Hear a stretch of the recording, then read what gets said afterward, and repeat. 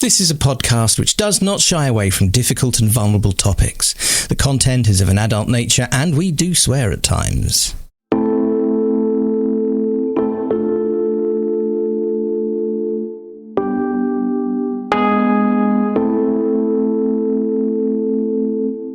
Welcome to the Autistic Licensed podcast.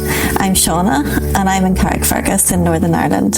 I'm Leo in London. We invite you to listen in on our conversations as we experiment with unmasking in an autistic space. We talk about what it means to discover we're autistic as adults, especially with established careers as therapists. We want people to know that autistic therapists exist and to broaden the conversation about neurodiversity. You're so welcome to join us, whoever you are and wherever in the world you are. We hope you'll find something of interest and connection here.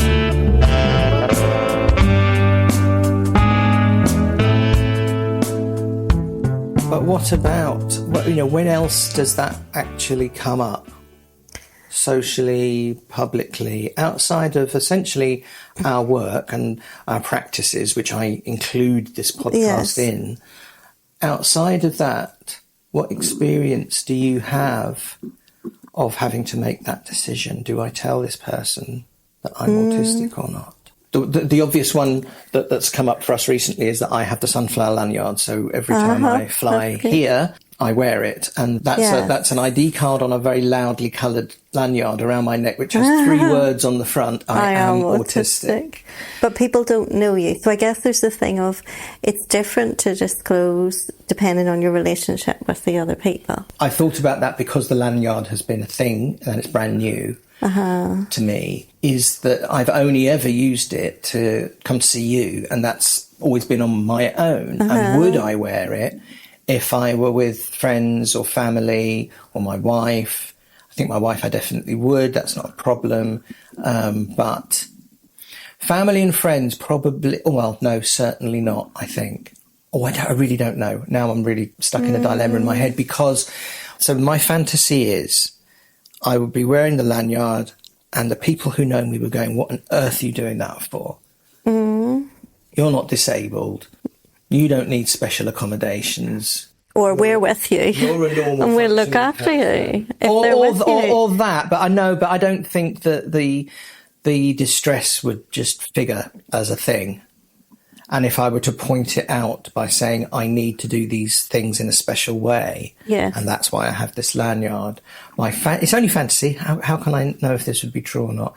That people would think I was taking the piss, exaggerating, or the old chestnut making a fuss. Yeah, so we can do it. We know you can. You've done it before. We've seen you do it. Yeah, we've seen you do it. Yeah. But do you remember that time that you put a post up intending it only to be on the podcast page, but it went on your personal Facebook profile? Oh, it did, didn't it? Yes. And I said something to you about it. I think what I noticed was how many people liked it. Yes. And it was that I didn't realise whether you had intended for that to happen or not at that point.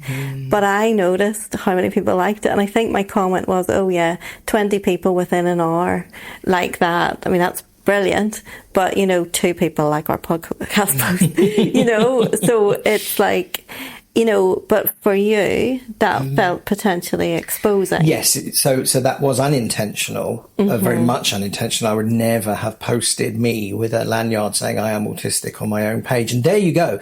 There's a really good illustration. I think I took it down, in fact, didn't I? I can't remember. Or you just worked out that it had happened automatically. Yes, like Facebook had made the decision, but it was only meant to be for Yes. I think it's because I posted as myself or something. Yeah. Whatever, and you're right, actually, that's a really good example, because it wasn't actually, what I'm talking about now isn't necessarily that particular incident, but it's what it exposed to me about my discomfort. Yeah. So I will post, I almost always post new episodes of this podcast onto my personal Facebook page. Yeah. So people, everybody who cares to have a look, if it comes up, knows that I'm autistic and that I present this podcast with you. So I'm out in that respect. But so why was that different? Because 20 people liked it and only 2 people liked the podcast. One was about an episode which got almost no reaction, and then there was a photograph of me with the lanyard talking about my special accommodations, and loads of people did a like on it. People in my personal life. People in your personal, mostly men. Do you remember that as well? I told you that because yes, I noticed you did. I need to go back and review that, because now we're talking about you can't disclosure. because you delete. I know. And those poor people, like some people have made comments as well. This sounds like it's not something that I don't normally stalk your Facebook page. Let's just put that out. Right. Say that. But it was really striking. I think because 20 people or 20 odd people had liked it, for some reason that was giving it traction and people were commenting. So it, like, when I went on to Facebook, it was there, you know? It wasn't that I had to go looking to see, has Leo posted anything today? You know, it was like there, and it was clearly a post that was getting responses and getting likes and loves and everything else. And yet my reaction was, this shouldn't be here. Get it down. Get it down. Rather than, as you were encouraging me to do, as I remember, to kind of really be curious and appreciate and notice exactly that this was getting positive responses. A lot of strikingly positive responses from people who I don't know. I don't know all the names of the people in your life. But what I do notice is there's men commenting and liking it, and I guess something in that must have been striking to me. And that's, you know, a man coming out and saying I'm autistic is obviously, you know, and men liking it is also noticeable. You know, you're right, episodes posts are getting 1, that's why I say, like, stop wasting 7 your in time. one particular case, you know. But I never put any of that on my personal feed. Well, I never really do anything on my personal feed, let's be honest. But it would never cross my mind to put that. And I think that's a real, like, something that is really noticeable. Like, I just don't tell people about the podcast. I just don't. Yes. And, you know, our listeners in Northern Ireland is very small, very, very, very small, like, because it just hasn't been publicised. I don't do it. Also, in terms of disclosing my autism, so it's interesting because I think that the food thing is a really good example. Food or travel are really good reasons for me to disclose. If anybody was travelling with me or was meeting me after I've travelled, you know, those people kind of know that, and they need to know about the food, whether I try and hide why it is, or if I was staying over. So, like, if I was doing training, because I remember the last training that I did away from home, loads of my training recently has been online and was during even like COVID stuff. I did all my IFS training during COVID. When I did my sound play training, I went over to England for blocks of 4 days at a time, and I really struggled with that.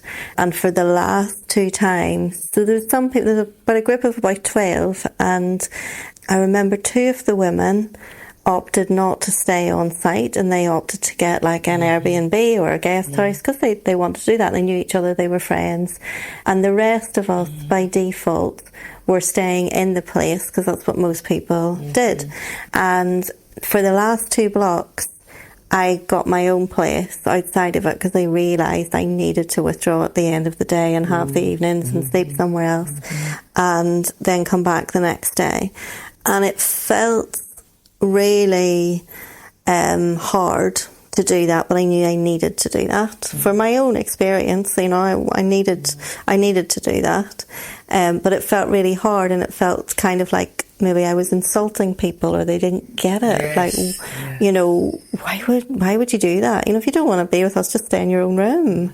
You know, we had single rooms, you know, but I needed to be off site, and it was even too intense for me. I really struggled with lunch lunch, you know, so being training and then eating in the same place. And it was also like there was a couple of those. I think the last two, there was like a July one and a September one, and in both of those ones I was staying off site. But it was during that really, really, really hot, one of the really hot summers, I think it was 2018 or something, and it really nearly finished me off, the pressure of being in a hot room, having to have lunch, not being able to go off site. You know, it was so much. And even like having the travel and feeling like my case was bigger than everybody else's because I didn't know what I would want to wear, and I needed to bring all my comfort things, and feeling so glaringly obvious in what I see now. Now, I was diagnosed that year, so I was beginning to know that I was autistic. Like, I was diagnosed in October, November, which would have been just after my last training session, which would have been the September of that year. But I knew, you know, the autism was on my mind, and some of the experiences of why are these trips so hard for me, and why, you know, some of that really helped me seeing it through the am I autistic kind of lens. Oh, I've just run out of what my main point was by going off on 5 different tangents. Disclosing. Nowadays, if I did anything like that, at the outset, I am autistic. I have needs. I will not be staying in the same place. I will not be eating the same stuff. You know, I will need certain breaks. You know, it would be like part of my introduction. These are brand new people. This is a new setting. This is who I am. And in fact, I have looked at doing program assistant for IFS training. In fact, I didn't tell you this. They offered me one, but they didn't offer me the ones that I wanted to do were mostly online, but with maybe like 1 3 or 4 day stint in Bristol. And I was open to doing 3 or 4 day stint in Bristol, because what they do is they give you what they call a stipend. So they give you an amount, and you don't have to stay in their hotel. You can stay in any hotel. You know, you get the same amount as everybody else, but you're not obliged to stay. And I thought, well, I can do one of those. Don't want to do 4 of those, but I can do one of those. But anyway, they came back, and the one that they offered for me to be a part of is fully on site. So they would want me to be there 4 times or 3 lots of 6 or whatever it is. And it's too much for me. I cannot contemplate travelling 3 times and being away for big blocks of time, even though I wouldn't have to stay in the same hotel as everybody else. It's too much for me. It's too big an ask. To go away for it could be like 18 days. I think it might be 18 days over the you know, but you would be away the whole time. So it's not a hybrid, even though there's the flexibility of not having to stay in the same place. And in that case, it's all disclosed. Like, me being autistic, that's part of why they might want me. You know, they ask for things like that. So it would be out, and it would be out right from the beginning. And I would negotiate whatever I needed out of that. And that would be, no matter what it was that I was doing, I would be saying that. But these are people that don't previously know me, and there's never been any masking around them. So it's kind of easier in a way with them at this point in my life to start with I'm autistic, and then let them meet me as an autistic person, rather than people who have known me for 40 years. And then I say, actually, I need these things that I used to pretend I didn't need. That's different.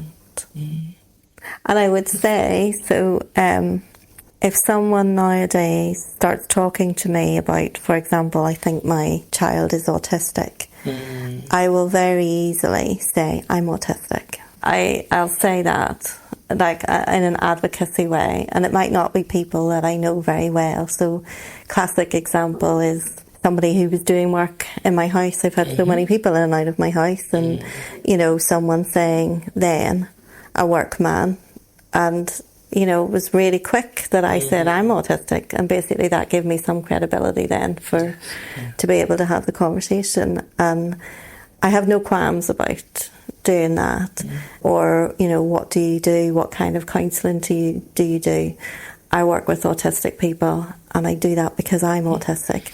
You know, me too. I'm really Yes. like easily with new people and with those kind of public settings.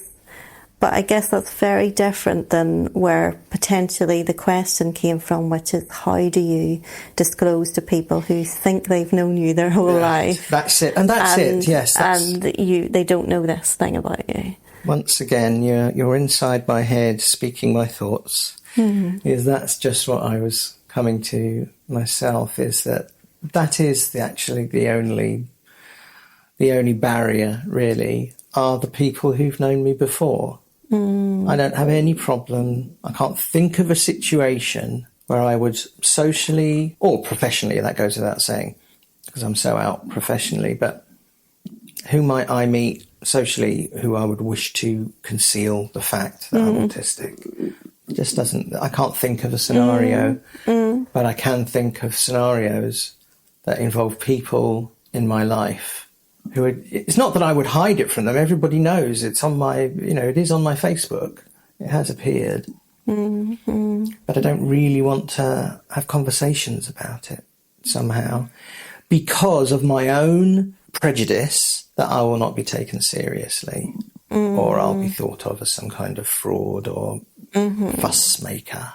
That's my prejudice there. And as I got that tiny glimpse into with that accidental Facebook post, that doesn't seem to be the case.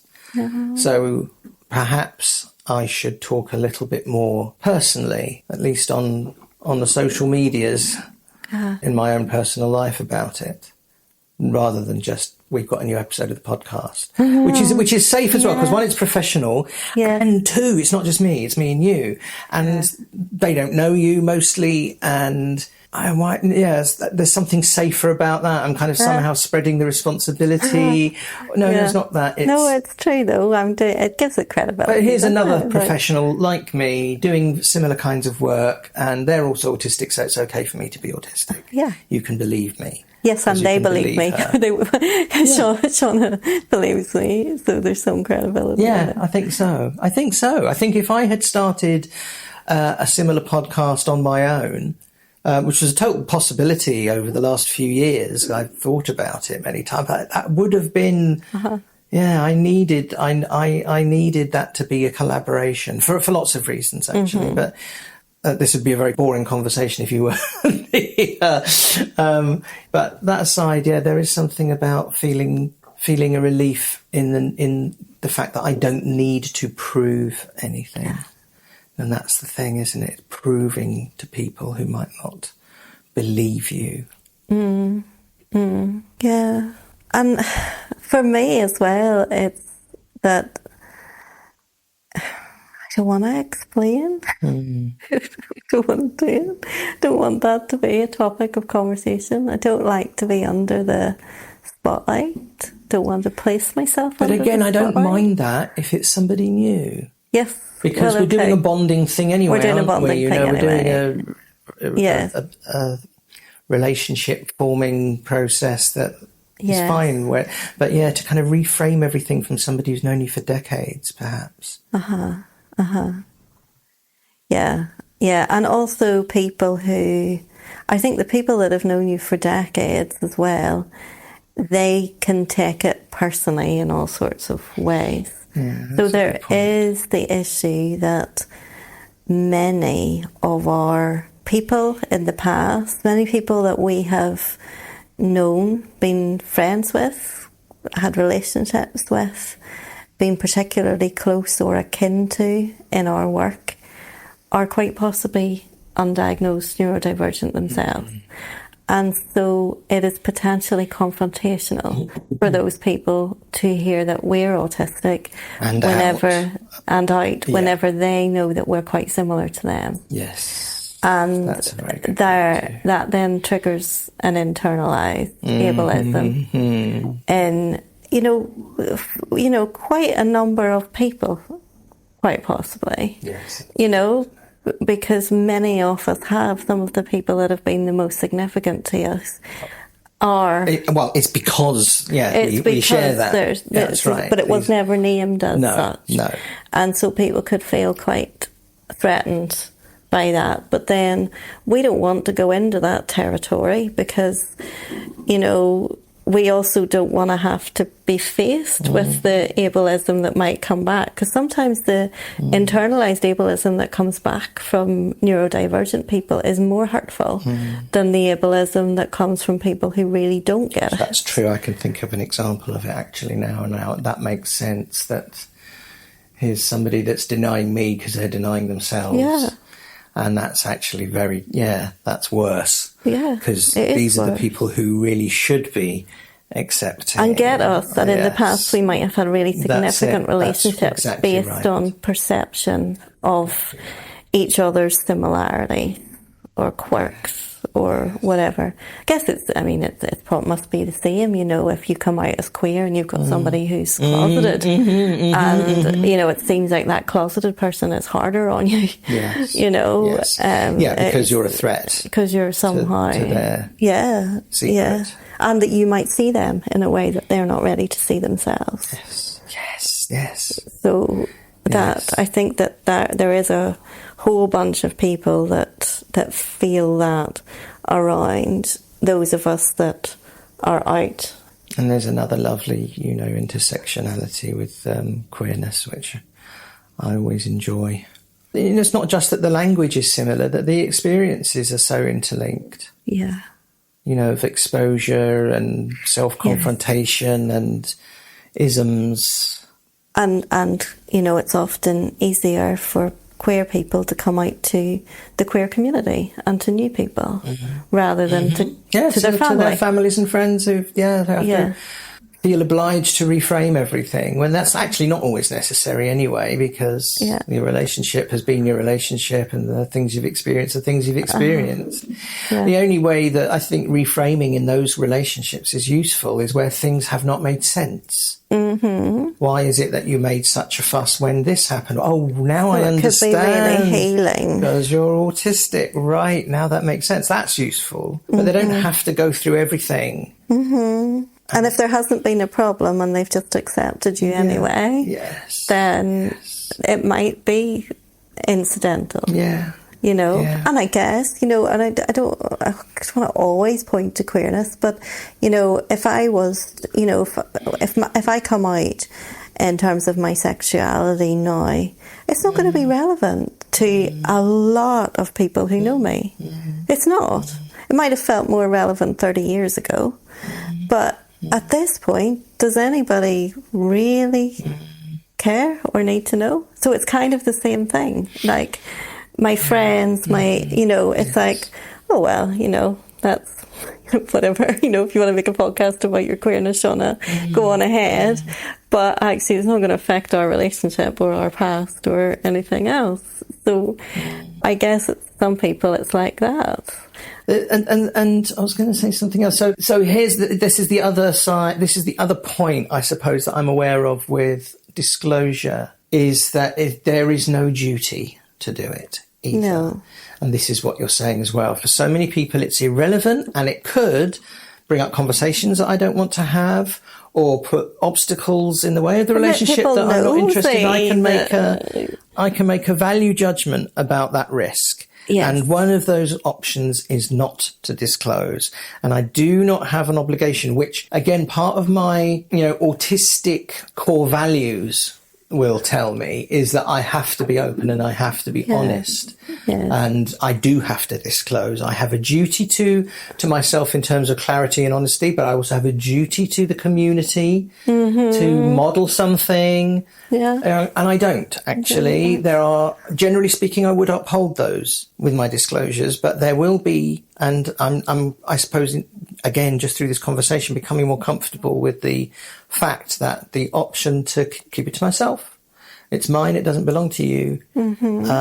If it's going to cause too much hassle or distress for me to disclose, I have that right. Yeah. And I think probably even if my core values were to jump up and say, you're being dishonest here, the other bits would also pop up and say, he's doing a fucking podcast. He's very, very publicly autistic. He's done his bit.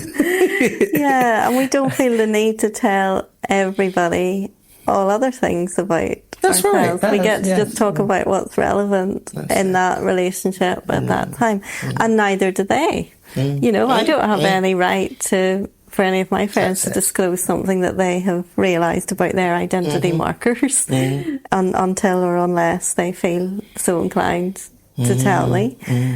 I guess that I also wanted to mention, though, there's a very real fear of rejection by association, whether that is, you know, from an internalised ableism point of view, or whether that's so in other words, that the person is neurodivergent themselves, or whether it's just that somehow it feels embarrassing or against something. You know, this family is not autistic, so you can't be autistic, and that means that we are somehow not all professional, fully functioning adults, successful in the world. You know, and of course no one would say that, or, you know, even in a friend group, like, we're not maybe all the same because you've got these hidden disabilities that you haven't said about or that you've covered up. Or would people feel, due to not understanding masking as an unconscious trauma response, see it as deliberately deceptive, and say that actually you've really had this air of authenticity about you, and you seem to be so open, but you hide this fundamental aspect of yourself, so what else are you hiding? And can I trust anything you say, or are you always diverting from this in how you're coming and going in life? Like, it could seem like it changes everything, and through those lenses could look like an act of bad faith on the part of the autistic person for all of these years. And that could lead to rejection or being cancelled, which I guess is the more recent phrase. And I guess that I've realised that I do have a fear of, not a fear that leads me to stay in a closet and not do a podcast, clearly. And obviously, even though I don't publicise the podcast, it is findable. And for anyone who cares to search my name, there's been scenarios where, like, I have a few supervisees who have found the podcast due to searches for neurodivergent therapists or whatever, and it has somehow thrown up the podcast. So there's ways and means of people. Now, obviously, these people, they know me anyway, but I didn't tell them about the podcast, and I didn't, you know. I guess what I'm saying is that it's going to become more findable.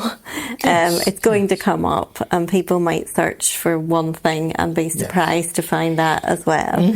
So I'm obviously taking risks that mean that people can find out information which may be unattractive to them, and which may lead to awkwardness and relationships not surviving, and that might not be my choice. Yes. But the risk of that is not greater than remaining closed down. Yes. But it is a very real risk. I guess anybody that becomes an advocate for anybody or for anything has that risk. You know, like, I've seen some people who do post publicly about things that could be seen politically as controversial, and that leads to some people silently blocking that person or removing that person from their newsfeed or their friend list. You know,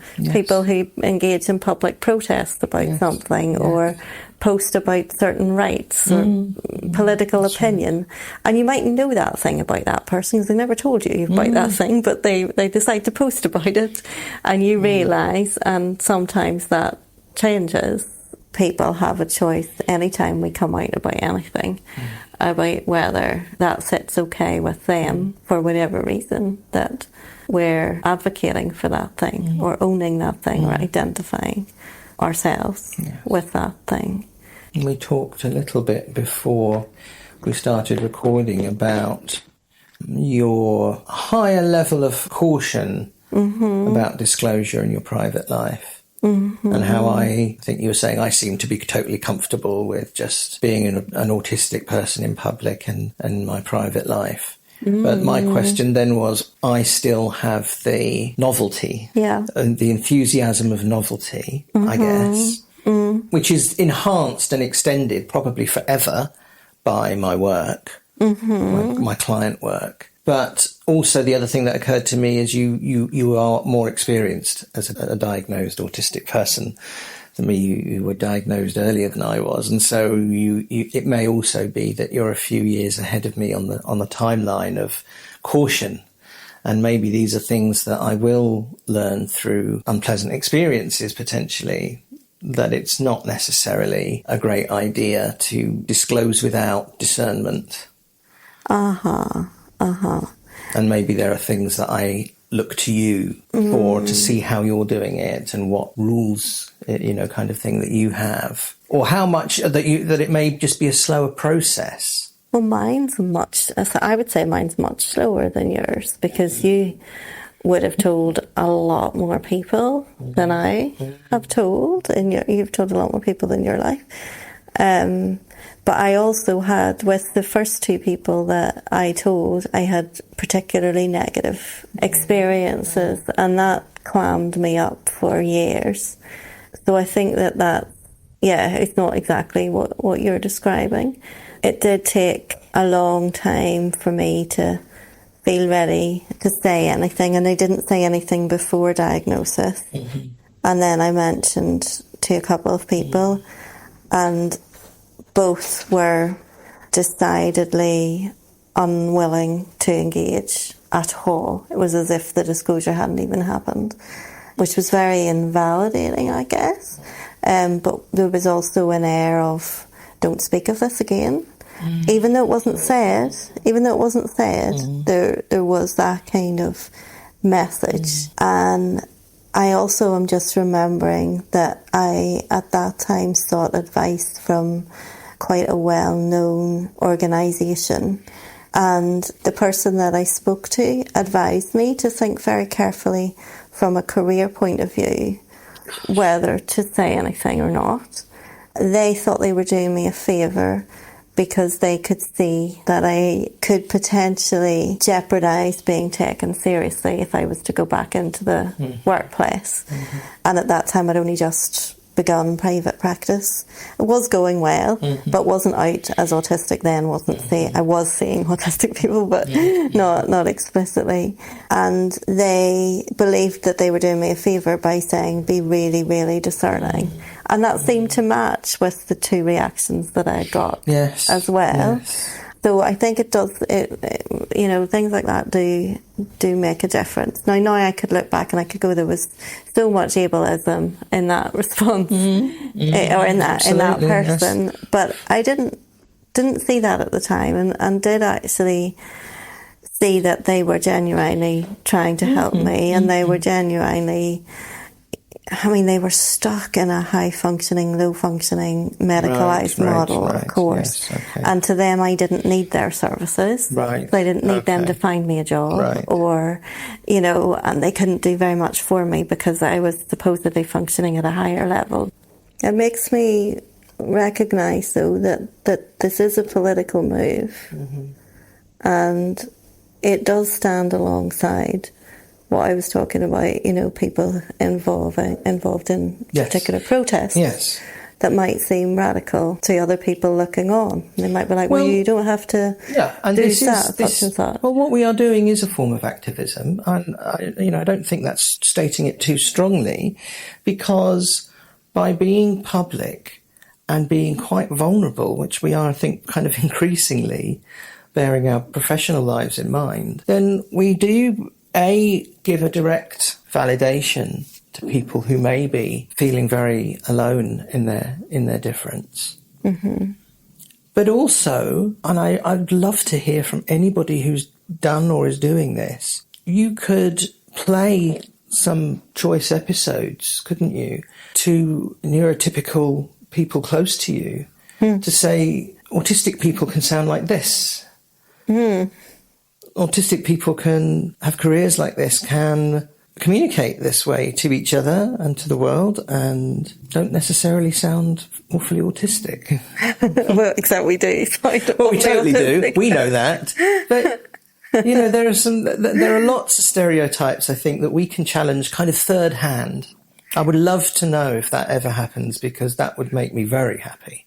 Mm-hmm. If we were being used, utilised in somebody's life in that way. Because that's what I would do. That's what I would do. If I weren't me doing this, if I were a different version of me as a newly autistic person, and I was facing a lot of barriers with people taking me seriously and saying, you can't be autistic because... then a couple of episodes of Autistic License, I think, would be probably quite helpful for some people. That's a nice thought. Thank you for staying with us. Yes, thank you for being with us. And I look forward to talking to you again very soon. Overnight. Bye-bye. Bye-bye. Thank you for listening to the Autistic License podcast. You can connect with us via Instagram, Facebook at autisticlicense.com, or by email at autisticlicense@gmail.com. And we spell license the British way, LICENCE. We also have a thriving Facebook community. Search for Autistic License Shauna and Leo, or click on the link in the show notes.